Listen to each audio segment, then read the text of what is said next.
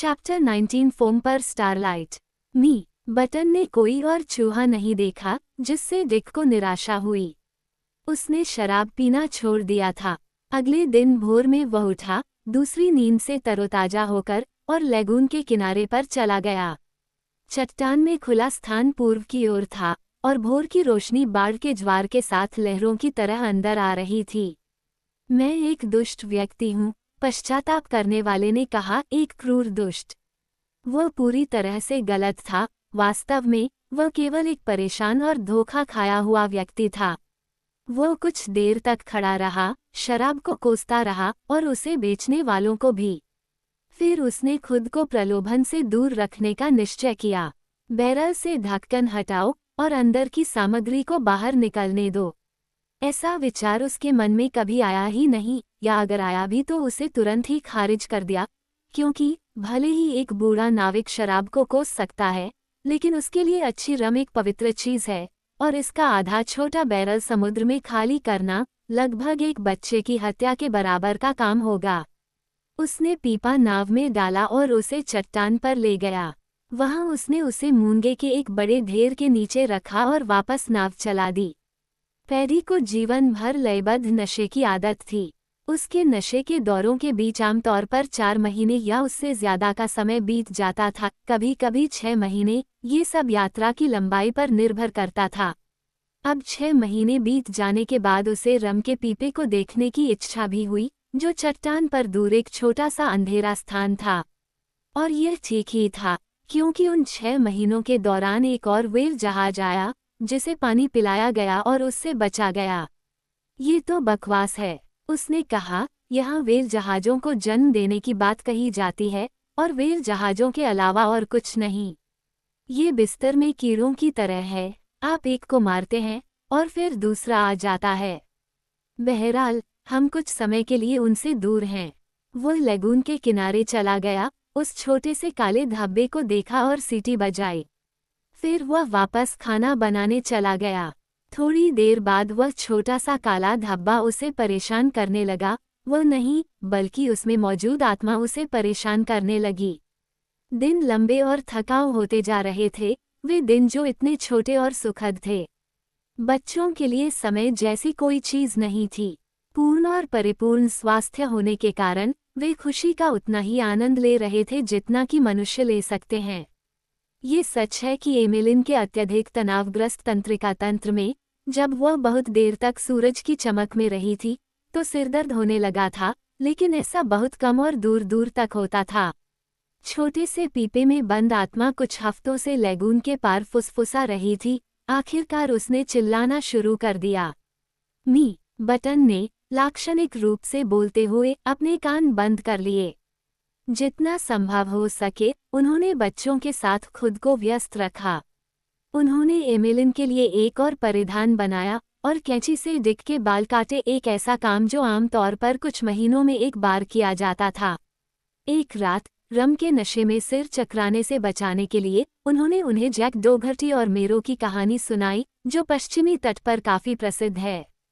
मेरो जैक को समुद्र की तलहटी में भोजन के लिए ले जाता है और उसे झींगे के बर्तन दिखाता है जिसमें वो पुराने नाविकों की आत्माओं को रखता है, और फिर वे भोजन करते हैं और मेरो रम की एक बड़ी बोतल निकालता है। यह उसके लिए याद रखने और सुनाने के लिए एक घातक कहानी थी, क्योंकि जब उसके साथी सो गए थे तो मेरो और जैक की आपस में बातचीत का दृश्य और इसकी खुशी का विचार उसके सामने आया, और उसने खुशी की एक प्यास जगा दी जिसका विरोध नहीं किया जा सका। कुछ हरे नारियल के फल थे जो उसने उस दिन तोड़े थे और एक पेड़ के नीचे एक छोटे से ढेर में पड़े थे, लगभग आधा दर्जन। उसने इनमें से कई और एक सीप लिया, नाव को ढूंढा जहां वह पेड़ से बंधी हुई थी, उसे खोला और लेगून में धकेल दिया। लेगून और आकाश सितारों से भरे हुए थे।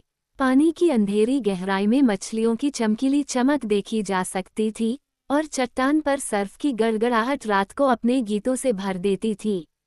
उसने नाव के पेंटर को सावधानी से मूंगे की एक कील के चारों ओर लगाया और चट्टान पर उतरा, तथा रम और नारियल के नींबू पानी को आधा आधा मिलाकर एक खोल में भरकर वो मूंगे की एक ऊंची चट्टान पर बैठ गया, जहां से समुद्र और मूंगे के तट का दृश्य देखा जा सकता था। चांदनी रात में यहाँ बैठकर बड़ी बड़ी लहरों को आते देखना अच्छा लगता था, जो पूरी तरह से संगमरमरी, बादलों से ढकी हुई और इंद्रधनुषी बर्फ और छींटों से ढकी हुई थीं। लेकिन सितारों की फैली हुई रोशनी में बर्फ और उनके गीत ने एक और भी अधिक अवर्णनीय रूप से सुंदर और विचित्र प्रभाव पैदा किया। ज्वार अब कम हो रहा था और बटन, जब वह अपनी पाइप और शराब पी रहे थे, तो उन्हें यहाँ वहाँ चमकीले दर्पण दिखाई दे रहे थे, जहाँ पानी चट्टानों के तालाबों में था। जब उन्होंने इन दृश्यों पर काफी देर तक पूरी संतुष्टि के साथ विचार किया, तो वे चट्टान के लेगून की तरफ वापस आ गए और छोटे बैरल के पास बैठ गए।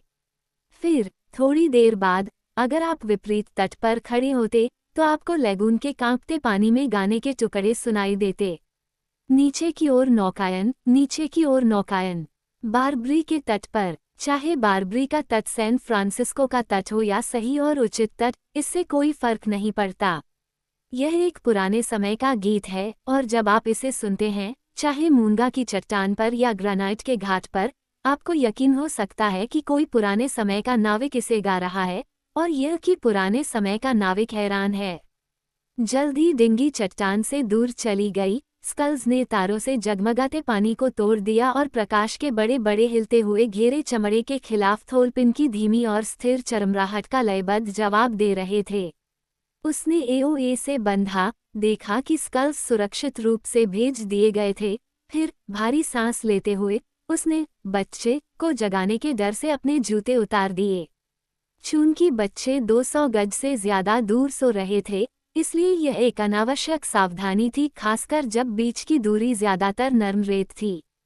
हरे नारियल के रस और रम को एक साथ मिलाकर पीना काफी सुखद होता है, लेकिन उन्हें अलग अलग पीना बेहतर होता है। एक साथ मिलाकर एक बूढ़े नाविक का दिमाग भी उन्हें धुंध और उलझन के अलावा कुछ नहीं बना सकता, यानी विचार के तरीके से, कार्रवाई के तरीके से वे उसे बहुत कुछ करने के लिए मजबूर कर सकते हैं। उन्होंने पैडी बटन को लेगून में तैराया। विगवाम की ओर बढ़ते हुए उसे अचानक याद आया कि उसने नाव को चट्टान से बांध दिया था। नाव वास्तव में सुरक्षित और स्वस्थ थी, लेकिन बटन की याददाश्त ने उसे बताया कि नाव चट्टान से बंधी थी। उसने लेगून को कैसे पार किया, यह उसके लिए बिल्कुल भी महत्वपूर्ण नहीं था। ये तथ्य कि वह नाव के बिना, फिर भी भीगे बिना, पार हो गया, उसे अजीब नहीं लगा। उसके पास ऐसी छोटी छोटी बातों से निपटने का समय नहीं था। नाव को लेगून के पार लाना था और उसे लाने का केवल एक ही तरीका था। इसलिए वह समुद्र तट से नीचे पानी के किनारे आया, अपने जूते उतारे, अपना कोट उतारा और उसमें कूद पड़ा। लेगून चौड़ा था, लेकिन अपनी वर्तमान मनस्थिति में वह हेलस्पोंट को तैरकर पार कर जाता। समुद्र तट से उसका चेहरा गायब हो गया। रात ने अपनी महिमा और ध्यान के पहलू को फिर से हासिल कर लिया। लेगून में तारों की रोशनी इतनी थी कि तैराक का सिर रोशनी के घेरे के बीच से अलग से पहचाना जा सकता था। साथ ही जैसे जैसे सिर चट्टान के पास पहुंचता गया, एक काला त्रिकोण पानी में से होकर घाट पर ताड़ के पेड़ के पास से गुजरता हुआ दिखाई दिया। ये लेगून का रात्रि गश्ती दल था, जिसने किसी रहस्यमय तरीके से सुना था कि एक शराबी नाविक उसके पानी में उत्पात मचा रहा है। पकड़े गए व्यक्ति की चीख की प्रतीक्षा में दिल पर हाथ रखकर ध्यान से देखा, लेकिन वह नहीं आई।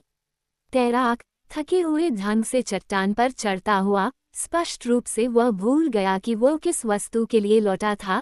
रम के पीपे की ओर बढ़ा और उसके पास गिर पड़ा, मानो मौत की जगह नींद ने उसे छू लिया हो।